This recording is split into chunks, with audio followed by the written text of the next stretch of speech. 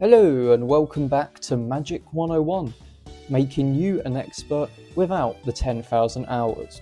If you missed the first part, where we covered the basics of priority and the stack, as well as worked examples covering state-based actions, I'd recommend watching that part first, as it would really help with the topics covered in this video.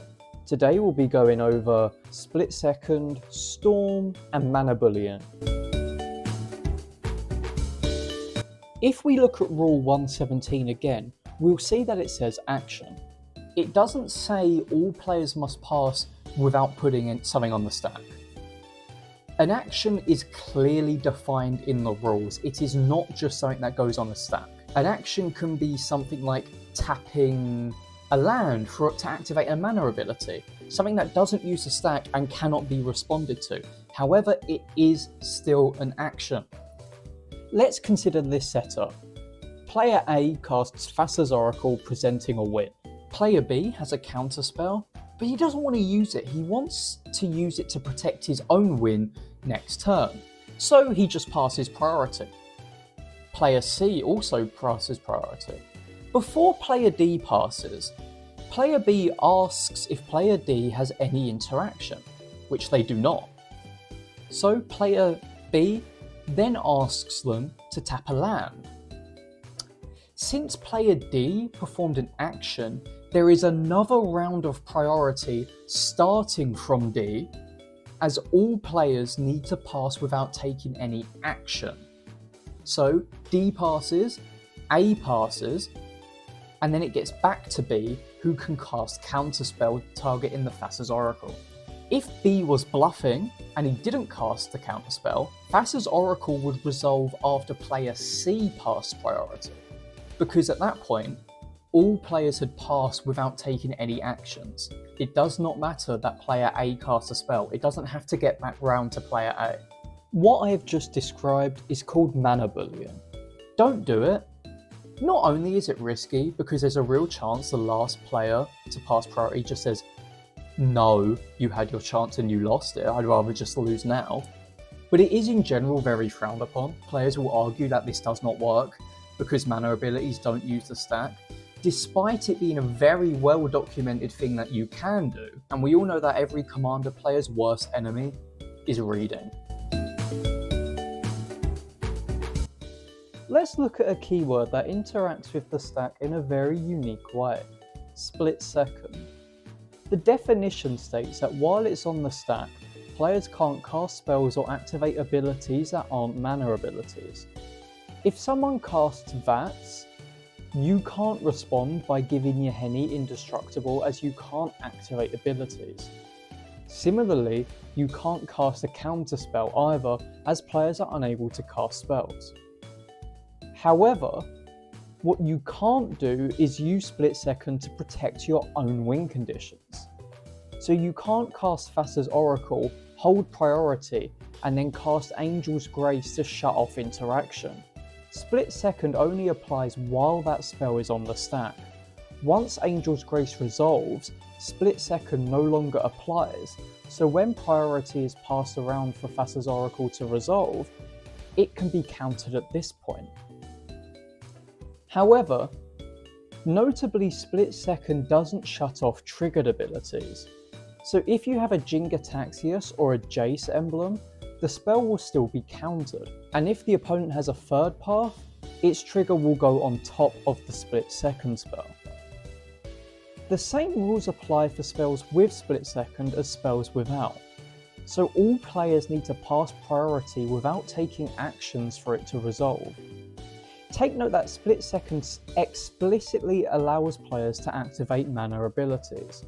And if you recall to Chapter 3, there are examples of mana abilities that cause triggered abilities.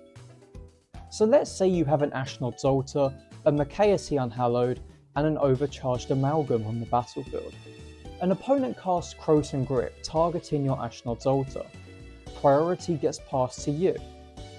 You may sacrifice the Overcharged Amalgam to Ashnod's Altar, as it's a mana ability. Then we have an Undying trigger, as Mikaeus gives the Overcharged Amalgam Undying. It's a triggered ability, so it's not prevented by Split Second. Undying resolves, An Overcharged Amalgam returns to the battlefield with a +1/+1 counter, and we get an exploit trigger. Sacrifice any creature, it could exploit itself, and when you do, you may counter target spell, countering the Krosan Grip. Let's look at how Storm interacts with the stack for new players.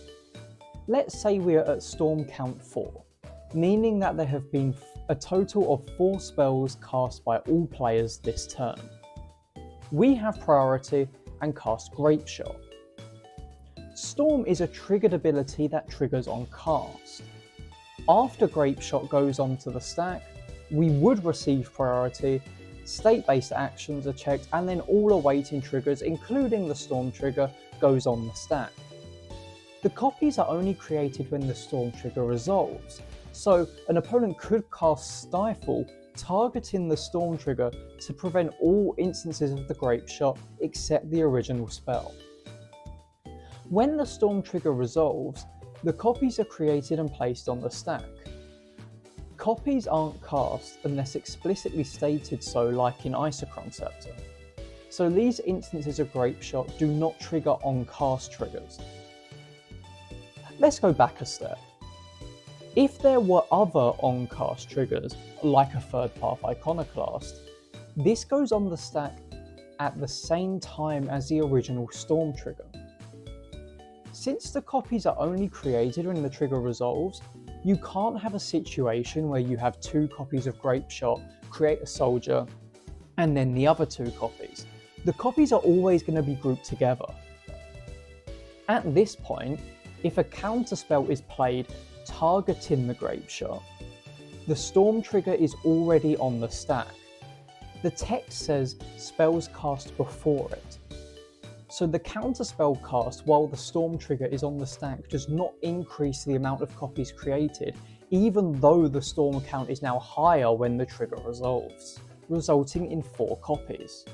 Again, at this point, if a counterspell is cast pointing at any of the Grapeshot objects on the stack, only that singular instance will be countered, the rest won't be. So how do we deal with them?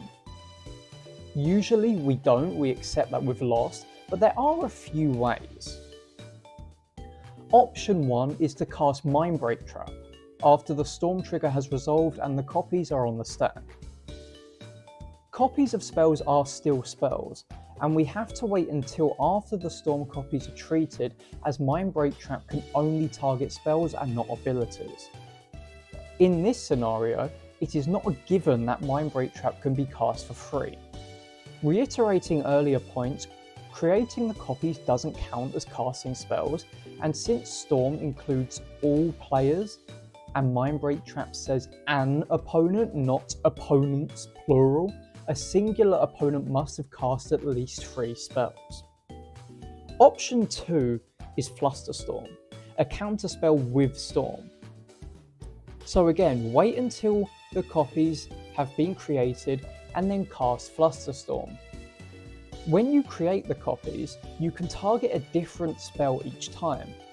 So point each Flusterstorm at a different instance of the Grapeshot. Now the defending player has to pay 1 for each instance of the spell.